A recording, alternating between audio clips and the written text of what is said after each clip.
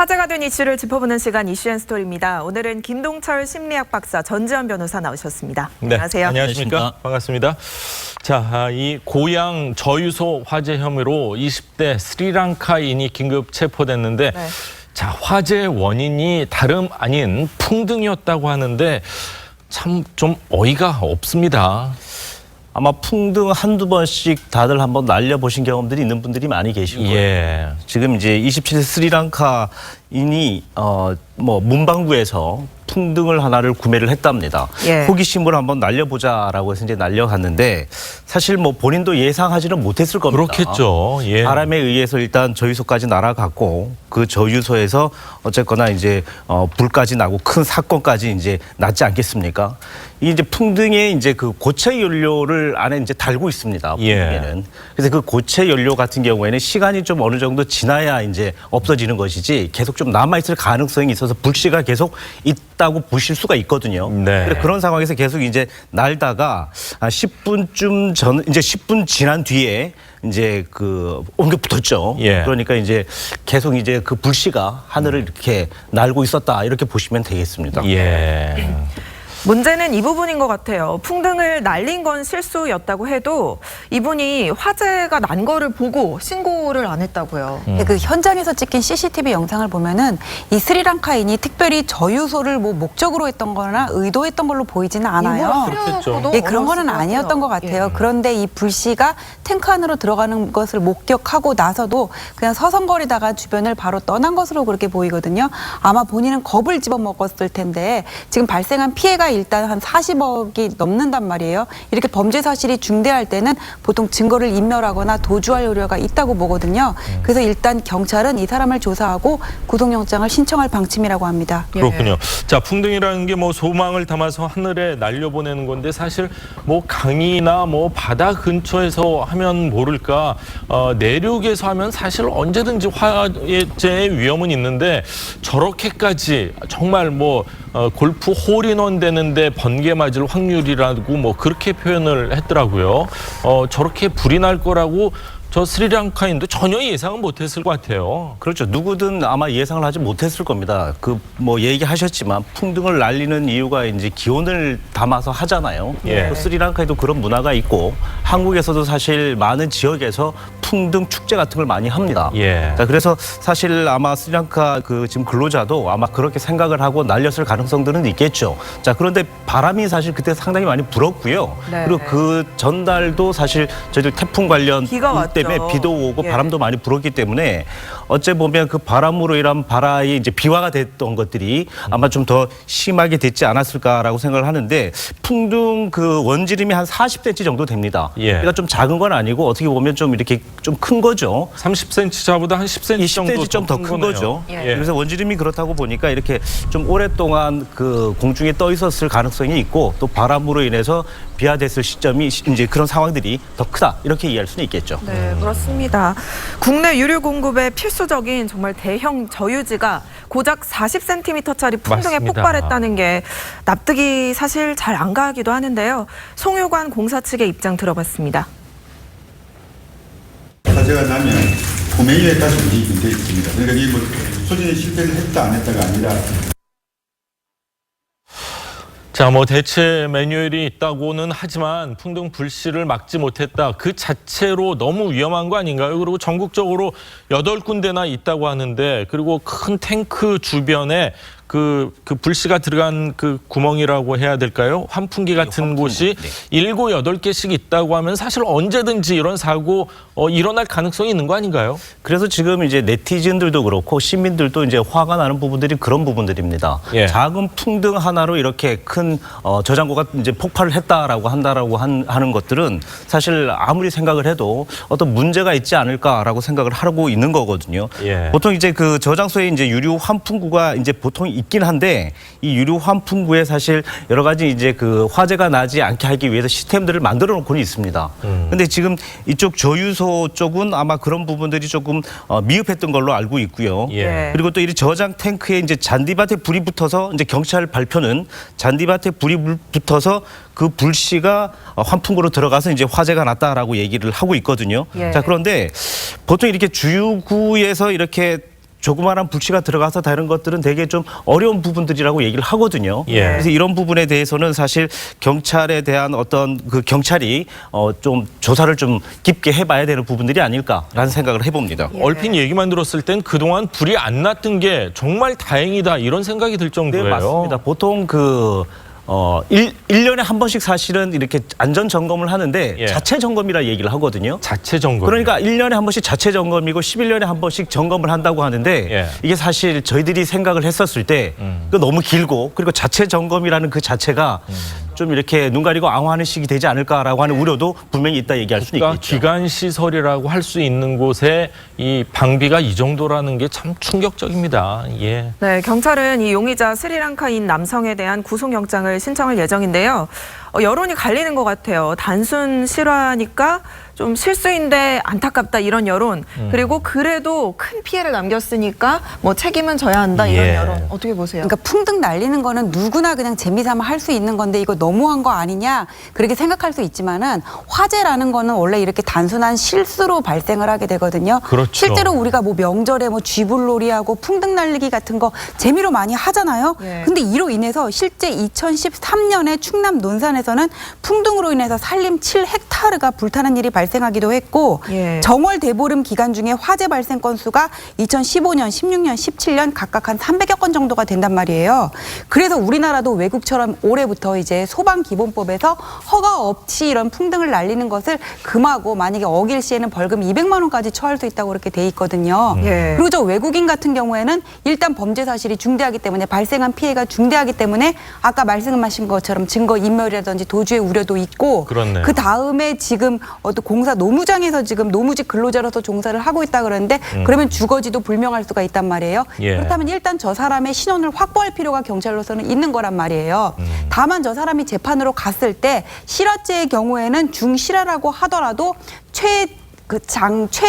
장기형이 3년 이하 3년의 금고에 그냥 불과하거든요. 그래서 예. 그렇게 우리가 생각하는 것만큼 큰 처벌을 받을 거라고는 보이지 않습니다. 그렇군요. 예. 풍등 하나에 43억 원이 날라갔고 600명이 넘는 소방대원들이 고생을 했고 200대가 넘는 장비들이 출동을 했다.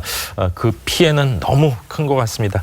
자, 다음 이야기를 좀 해보죠. 네, 최근 구하라 씨 측이 언급한 사생활 동영상 계속 반전에 반전을 거듭하고 있습니다. 전 남자친구인 최 씨 이번엔 본인의 실명 그리고 상처 사진까지 공개를 하면서 협박이 아니었다 이렇게 적극 반박에 나섰어요. 이제 얼굴과 실명을 공개했다는 그 자체가 뭔가 이제 자기 본인에 대한 합리화를 얘기를 하든 아니면 예. 어떤 실제적인 상황들을 설명을 하기 위해서 진정성을 하기 예. 위해서 이제 얘기를 하는 것이거든요. 그래서 얼굴과 실명을 이렇게 공식 입장으로 이제 밝혔고요. 그리고 변호인을 통해서 이제 이렇게 얘기를 했습니다. 사실 그 뭔가의 어떤 피해를 주기 위해서 한 것들은 아니다. 본인에 대한 어떤 보면 이제 흥분한 상태였었기 때문에 이 흥분한 상태에 대해서 어떤 부분에 대한 행동이었었지 예를 든다면 뭐 그런 어떤 그 행동으로 인해서 그 유포한 행동에 대해서 유포를 하려고 협박을 했다는 얘기에 대해서는 그렇지 않다라고 하는 공식 입장을 내놓았습니다. 예. 그렇군요.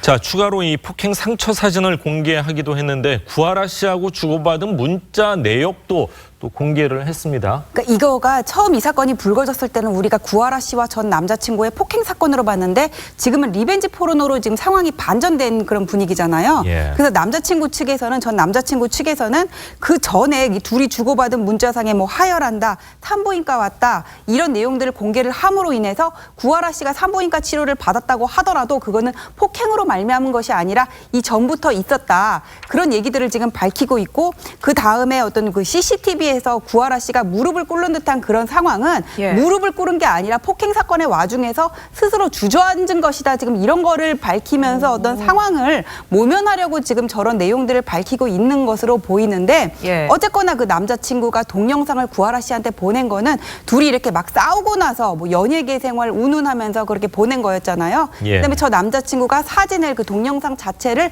뭐 언론사에 보내지는 않았지만 이게 그런 것이 있다는 듯한 뉘앙스로 메일을 보냈다는 사실도 지금 발견이 됐기 때문에 그 남자친구가 그 전 남자친구가 구하라 씨를 협박하기 위해서 그거를 보냈다 이런 거에 대해서 얼마나 책임을 면할 수 있을지는 아직까지는 좀 부족해 보입니다. 그렇군요. 네. 그런데 이 최 씨 동영상 관련해서도 그 사생활 동영상에서도 본인이 피해자다. 이건 어떤 말인가요? 이게 사실 이야기가 사실 어려운 부분들도 있을 수도 있습니다. 자, 예. 그러나 이제 생각을 해보면 리벤지 포르노라고 하는 자체가 남성이 여성에게 가하는 행동들이에요. 예. 헤어졌었을 때 어떤 이제 협박을 목표로 해서 목적을 해서 하는 것인데 본인이 이제 남자라는 거죠. 남자이기 때문에 구하라 씨가 먼저 동영상을 찍자고 했었기 때문에 사실은 본인이 좀 그런 데에서 이제 면피를 해보려고 하는 어떤 마음들이 있는 것 같고요. 예. 그리고 중요한 것은 구하라 씨가 직접 영상을 찍자 그랬었었고 예. 그리고 본인도 어떻게 보면 그런 상황에서는 피해자다라고 이제 주장을 하는 것이거든요. 억지로 찍은 건 또 아닐 텐데요. 네, 보통 이제 리벤지 포르노라고 하는 것들은 억지로 찍든 찍지 몰래 않든 찍든. 몰래 찍든 사실 몰래 찍어서 나중에 이제 협박을 목표로 만드는 것이지만 사실은 지금 현재는 몰래 찍은 것이 아니고 예. 서로 의논을 해서 찍은 합의하에. 부분들이기 때문에 합의하에 예. 찍은 거기 때문에 문제는 없다라고 얘기를 하는 것이거든요. 그리고 싸웠을 때도 상처가 이제 얼굴에 났기 때문에 사실 구하라 씨 같은 경우는 이제 리벤지 포르노에 대한 얘기만 이제 계속 한다고 얘기를 하지만 예. 사실은 이제 최 씨 같은 경우에는 본인도 피해자라고 얘기하는 것이 사실 본인의 상처에 얼굴이 난 부분 그리고 그 상처가 났기 때문에 자기의 일에 대해서 지장이 있는 부분에 대해서는 언급이 안 됐다 이렇게 하면서 계속 이제 변호인을 통해서 이야기를 하고 있는 상황이죠. 일정 부분 다 맞는 얘기가 있는 것 같습니다. 그렇죠. 예. 최 씨 이렇게 계속해서 자신의 결백을 주장을 하고 있습니다. 사건 발생 직후에 이 최 씨는 구하라 씨 지인과의 통화에서 협박이란 단어를 직접적으로 언급해서 여론이 더 악화되기도 했는데요. 예. 통화 내용 준비했습니다. 들어보시죠. 오빠 그 사진이랑 동영상 있는 거 내가 사진이랑 동영상 있는 거 언니한테 보냈다며. 근데 뭐, 근데 그거 협박이랑 그런 걸로. 근데 나 이 전화도 협박이야. 뭐, 왜? 뭔 말하고 싶은데? 아니 그니까는 그게 나는 그럼 지금 협박 대기는 원래는 협박으로 들어가도 돼, 뭐. 그렇게 하는 그 오빠는 그렇게 하는 게 뭐라는 거야 지금? 아니, 나한테 왜 거짓말 네가 나한테 왜 이상했는데? 자, 굉장히 격앙돼 있고 협박 그렇습니다. 의도가 구하라 씨한테는 없다고 하더라도 그런 이 사생활 동영상을 받는 사람 입장에서는 특히 이제 얼굴이 알려진 여성 연예인 입장에서는 굉장히 심적 부담이 됐을 것 같아요. 그렇죠. 그리고 협박의 의도가 있었는지 없었는지는 그 내심의 의사이기 때문에 우리가 외부적으로 드러난 사실을 가지고 추단을 할 수밖에 없어요. 마찬가지예요. 이 사람의 협박의 의도가 있었는지 피해자가 진짜로 공포심을 느꼈는지 이거는 외부에 드러난 사실을 가지고 우리가 처단할 수밖에 없는데 이 사람이 나는 협박의 의도가 있었다 없었다 계속 없었다고 나는 주장을 한다고 할지라도 이 정도의 상황에서 이런 내용을 상대방에게 고지를 했으면은 충분히 상대방이 공포심을 느낄 수 있을 만한 사정이다. 예. 이렇게 생각이 되면 협박죄가 성립을 하는 겁니다. 전지현 변호사님이 심리학 박사님처럼 말씀을 하셨는데 또 뭐 덧붙이실 말씀이 있으신죠? 박사님? 여성 같은 경우에는 이렇게 이제 자신의 치부, 자신의 몸을 사실 찍힌 거 아니겠습니까? 예. 찍어져 있는 것들을 본인이 보호하고 싶은데 그렇죠. 이게 누군가가 갖고 있다는 그 자체만 가지고도 상당히 불안하고 공포심이 있거든요. 예. 근데 이걸로 협박이든 아니든 갖고 있으니 너도 한번 봐라고 보여줬다는 그 자체가 협박으로 충분히 느낄 수 있는 심증은 갈 수는 있겠죠. 네, 예. 그렇습니다. 최 씨가 이렇게 반박에 나섰지만 사생활 동영상에 대한 여론 여전히 들끓고 있습니다. 경찰에서는 이 건으로 전담 수사팀도 구성을 했어요. 예, 이게 이제 그 여성과 관련돼 있고 예. 그리고 또 이제 저희들이 은밀한 부분들과 관련돼 있고 성과 관련이 있지 않습니까? 그래서 전담수사반이 이제 만들어졌고요. 젠더 감성을 고려를 해서 예. 이제 만들어진 겁니다. 그래서 처음엔 쌍방 폭행으로 만들어졌지 않았겠습니까? 그런데 그 이후에 여성 청소년과 그리고 또 여청 수사팀 그리고 지능범죄수사과 사이버 수사팀 이렇게 이제 연계를 시켜서 하나의 전담반이 8일 날 만들어졌다 이렇게 이야기가 되어 있습니다. 그렇군요. 한때는 뭐 정말 사랑을 했을 텐데 지금 상황에서는 쉽게 화해하기는 좀 어려워지지 않았을까 하는 생각도 좀 들고 안타까운 마음입니다. 자, 다음 이야기를 좀 하겠습니다. 정말 날마다 새로운 기록을 써나가고 있습니다. 정말 큰 사랑을 받고 있는 방탄소년단 얘기인데요. 이번엔 역대 최연소 문화훈장을 받는다고 하는데 자, 신곡 아이돌 한글을 세계에 널리 알렸다. 그리고 한류 확산하는 데 기여를 했다. 이런 공로가 인정이 된 것 같습니다. 네, 제가 예전에 암이라고 얘기를 드렸던 적이 있는데 예. 예. 한글 확산뿐만 아니고 문화를 아마 선도해 나갔다. 그래서 아마 이제 이런 일들이 있는 것 같고 요즘 이제 그 이슈가 된 부분들이 이제 아이돌이라는 노래가 이제 그 방탄소년단 노래가 있지 않습니까? 예. 거기 이제 훈민정음이 같이 합성이 돼서 돌민정음이라고 이야기를 할 정도로 예. 이제 이슈가 되고 있다 보시면 될 겁니다. 아이돌 아마 영상을 보셨는지 잘 모르시겠지만은 거기에 이제 그 얼쑤 지화자 하는 이야기들이 많이 들어가 추임새가 있고요. 들어가죠. 추임새가 들어가 있고요. 그 꽹가리 소리도 나고 또 동영상을 보면 한국의 전통적인 문양이라든지 이런 부분들이 또 많이 들어갑니다. 행동도 들어가고 그리고 북청 사자놀이와 같은 어떤 행동, 퍼포먼스도 이제 들어간다. 그렇기 때문에 한글날을 맞아서 사실 아마 상당히 또 멋진 하나의 이제 이벤트가 아닌가 이렇게 또 생각이 드네요. 예. 이렇게 방탄소년단의 인기가 정말 나이와 국적을 맞습니다. 넘어설 만큼 뜨거운데요. 특히 외국인들이 한국어로 노래를 부르고 있어요. 어떤 장면인가요? 아니 이렇게 막 춤도 따라하는 동영상이 정말 재밌다고 느꼈는데 예. 그 미국에서 그 시티필드에 모든 4만 명 관중이 BTS의 노래를 같이 이렇게 다 떼창을 했잖아요. 이 사람들이 이 BTS의 팬들이 그 가사를 외우기 위해서 335에 모여가지고 한국어 학원을 다니면서 이렇게 가사를 한국어를 배우면서 그 가사를 외운대요. 근데 이게 그냥 호기심으로 끝나는 게 아니라 계속 이어지는 이유가 BTS 노래의 가사에는 그 시기의 철학과 메시지가 담겨 있다는 거예요. 우린 시리도록 피어 어쩌면 우주의 섭리 그냥 그랬던 거야 이러면서 그 동년배들이 느낄 만한 이렇게 감동과 철학을 담아내니까는 BTS 오빠들의 이런 노래를 우리가 배우면서 또 감동을 느끼고 더 알고 싶고 이런 그런 그 뭐라 그러죠 그 동기가 계속 생겨서 점점 더 한국어를 배우는 사람들이 늘어나고 있다고 합니다. 그렇군요. 네. 자, 이 아이돌 같은 경우는 정말 글로벌한 곡으로 사랑을 꽤 오랫동안 받을 것 같아요.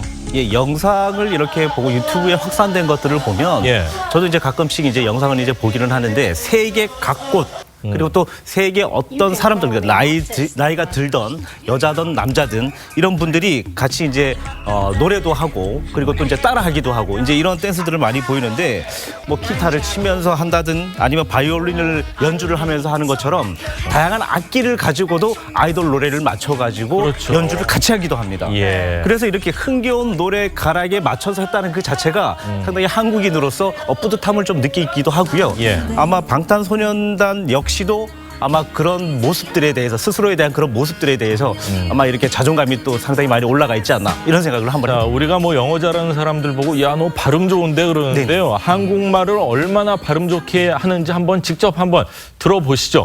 예. 발음들이 정말 좋습니다. You can call me artist. You call me idol. 아이돌. 아님 어떤 다른 뭐라 해도 I don't care. Nanja Ruben. No more irony. 소각효해. 나는 총년생한 수주했네. 날 욕하는 너의 그 이유가 뭐든 간에